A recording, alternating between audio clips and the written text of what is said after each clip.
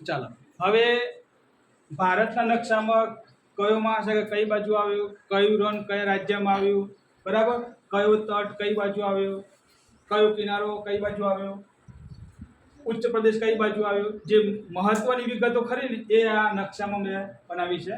તો વાત કરીએ પહેલા કચ્છનું રણ ક્યાં આવેલું છે? ગુજરાતમાં અને ઉત્તર પશ્ચિમ ભાગમાં, બરાબર. એટલે કચ્છનું રણ ક્યાં આવ્યું? ગુજરાતમાં. તો આપણને ખબર હોવી જોઈએ કે આ એનું સ્થાન છે, બરાબર, કચ્છનું રણ. પછી ગિરનાર પર્વત જે સૌરાષ્ટ્રમાં આવેલો છે, બરાબર. પછી ભારતીય મહામરુસ્થળ, ભારતનું સૌથી મોટું રણ ભારતનું કયું? ભારતીય મહામરુસ્થળ. ગુજરાતનું પૂછે કે ગુજરાતનું સૌથી મોટું રણ કયું? કચ્છ. ભારતનું પૂછે તો ભારતીય મહામરુસ્થળ. વિશ્વનું પૂછે તો બરાબર કશું આવશે? સહરાનું રણ. એમ 3 લેવલના રણ આપણને ખબર હોવી જોઈએ. પછી આવી મારવાનો ઉચ્ચ પ્રદેશ. લગભગ 2 વર્ષ પહેલા પરીક્ષા પૂછાયેલું તો મારવાનો ઉચ્ચ પ્રદેશ નકશામાં બતાવો. તો આપણે અહીં મધ્યપ્રદેશમાં બતાવવાનું છે કે અહીં મારવાનો ઉચ્ચ પ્રદેશ આવેલ. પછી આવી વિંધ્યાચલ પર્વતમાળા, ગુજરાત અને મધ્યપ્રદેશમાં આવેલી છે, ડુંગરમાળા એમ. પછી આવી સાતપુડાની શ્રેણી, એટલે સાતપુડાની પર્વત શ્રેણી, એ પણ ક્યાં આવી? મધ્યપ્રદેશ અને મહારાષ્ટ્રમાં. તો આ 3 માંથી એક તો પૂછાતું જ હોય છે, બરાબર. પછી વાત કરીએ કોંકણનો તટ એટલે દરિયા કિનારો ક્યાં આવેલો છે? મહારાષ્ટ્ર, ગોવા અને કર્ણાટકનો ભાગ, બરાબર. તો આ જે કિનારો દેખાય ને, આ ભાગ દેખાય હું બતાવવા, એ શું કહેવાય? કોંકણનો તટ, બરાબર, કિનારો એમ. પછી મલબારનો તટ, એ પણ ક્યાં આવ્યો? કેરળ અને કર્ણાટકના બોર્ડર ઉપર, એટલે કે ત્યાં એમને દરિયા કિનારે. તો આ મલબારનો તટ થયો. પછી કોરોમાંડલનો તટ, આ કયું રાજ્ય છે?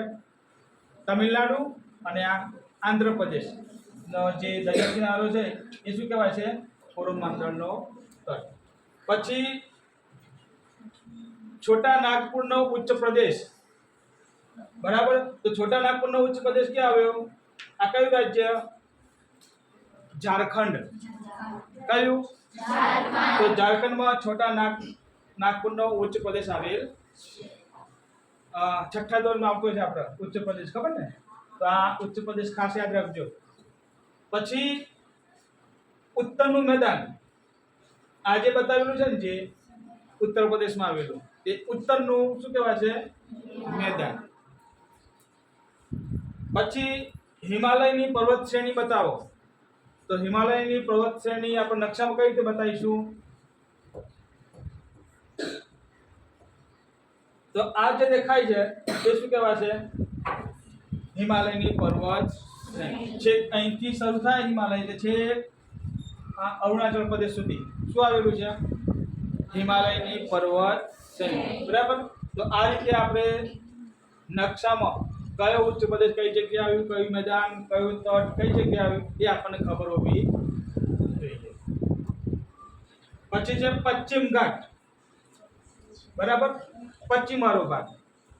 અહીં શું આવેલું છે? પશ્ચિમ ઘાટ.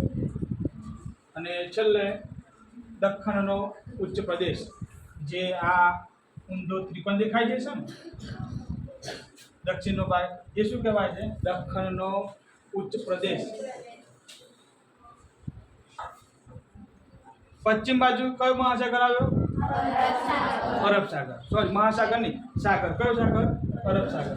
અને પૂર્વમાં બંગાળનો ઉપસાગર. તો નીચે દક્ષિણમાં શું આવ્યું? શું આવ્યું? હવે આપણા પડોશી દેશો કયા કયા? અહીં કયું રાજ્ય દેશ આવ્યો? ખબર કોઈને? કયો? પછી આટલા અફઘાનિસ્તાન, અહીં પછી આટલે અહીં આટલે આવેલું છે, અહીંયા આટલે નેપાળ, પછી અહીં બાંગ્લાદેશ, પછી અહીં બરાબર મ્યાનમાર, પછી અહીં તો આ આપણા પડોશી દેશો પણ આપણે યાદ રાખવાના છે. Thank you.